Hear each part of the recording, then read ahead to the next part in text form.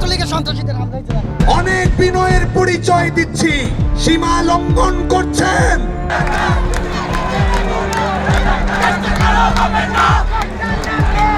শিক্ষার্থীরা মতিঝিল অবরোধ করে আন্দোলন করছে। পুরো ঢাকা বিশ্ববিদ্যালয় এলাকা জুড়ে একটি থমথমে পরিস্থিতি বিরাজ করছে। তেল দিমু কেমনে? চান্দালারা চান্দা রেখে দিছে, গুলিস্তান গেছে 1000 টাকা চান্দা রেখে দিছে, জানেন?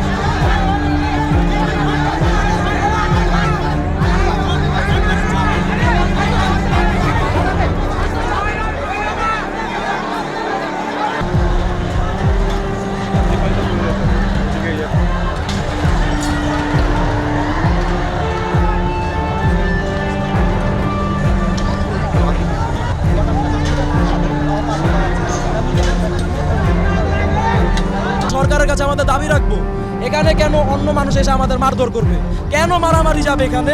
আমি বিবিআর দেবো, এখন তো গাড়ি বন্ধ, আমি তো এখন রাজাকারের সন্তান, আমি তো রাজা।